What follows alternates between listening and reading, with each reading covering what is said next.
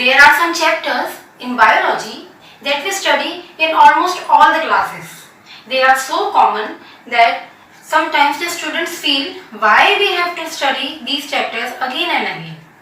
Starting from standard 6 up to MSc level, we have been learning the chapter the cells. You know, cells are the basic structures of our body. That is why it is important to know our body. You know, our body gives various signs and symptoms to us whenever there is anything unusual happening in it. So this is our responsibility to understand what is going on in the body that is unusual. In order to understand the abnormal things, it is most important to know the basic difference between normal and abnormal activities. So in order to learn the abnormal activities, you should know the normal things, right? So to know the normal things, to know the normal organs, to know the functioning of all the organs, it is important to learn from the basics. That is why we discuss the chapter of cells in all the classes so that we know everything about our body. That is why we are going to start this chapter cells. This video is going to be beneficial for both the standards, that is standard 8 and standard 9. If you are new to this channel, please consider subscribing to this channel so that you get all the notifications on time. So now let's start with this chapter. We know that cells are the structural and functional unit of life. It means our body or the body of any living organism is made up of minute structures which is known as a cell. First of all, we will discuss about its discovery. In this video, we will discuss about the introduction of cells. In year 1665, a scientist named Robert Hooke saw a slice of cork. In that slice of cork, he examined few smaller structures which are in the shape of honeycomb. Somewhat structure like this he observed. Now the structures were not very clear, that is why he used his self-designed microscope to see the structure of that cork. After looking into the microscope, he came to know that the similar type of structures were found. He named those structures as the cell. The cell is a Latin word which means small or little rooms.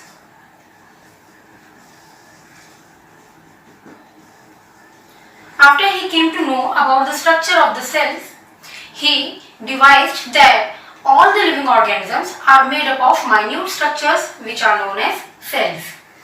These cells are common in each and every living organism. On the basis of the shape and size of the cell, different types of functions are allotted to them.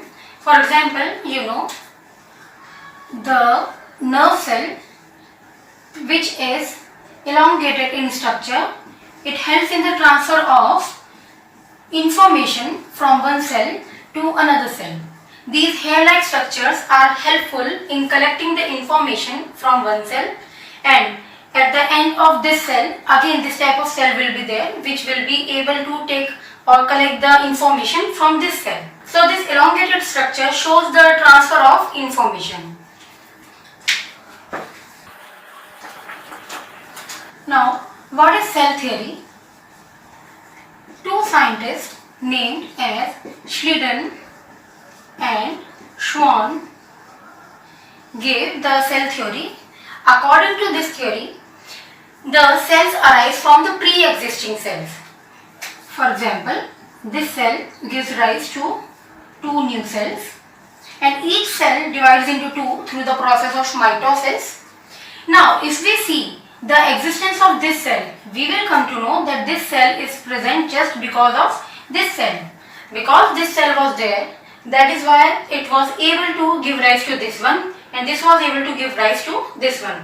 So the cells are coming from the pre-existing cells. The second postulate says that the cells are the structural and functional unit of our lives. Means all the living organisms are made up of the common structure that is known as a cell, and all the functions are performed by these common structures only. In a multicellular organism, we see this type of arrangement. Each cell when combines with another cell, or you can say when there is formation of group of similar types of cells, that group is known as a tissue. All the cells in this tissue will be able to perform a particular function and the structures will be common. Then such tissues combine to form an organ. For example, these are the tissues and they combine or form a group to form an organ. In organ system, various organs like this form a group and then it is known as an organ system. Many organ systems combine to form an organism. In human beings, total 11 organ systems are present. We will see an example of this.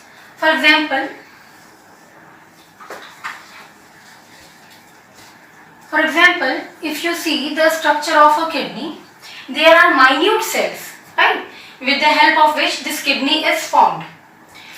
Those minute cells will form a tissue and form a layer. For example, this outer layer, this one, it is a tissue, right? Then this tissue and various cells combine to form an organ. That organ is kidney. Now, kidney, this organ, another organ like ureter, urinary bladder, and another organ like urethra. Different organs are combining, are making a group to form an organ system, that is excretory system here. Then many organ systems like excretory system, respiratory system, nervous system, reproductive system, all of these systems are making a group, and that is why we human beings are there with so many organ systems. We know that those organisms who have only a single cell, they are known as unicellular. Because they have a single cell, all the functions are performed by that particular cell and their structure is not that much complex as compared to the multicellular organism. So this was a short video about the introduction of cells. In our next video, we are going to discuss about the cell makeup, means what are those components with which a cell is made up of, right? So I'll be back with my next video. Till then, bye bye, take care, and thanks for watching.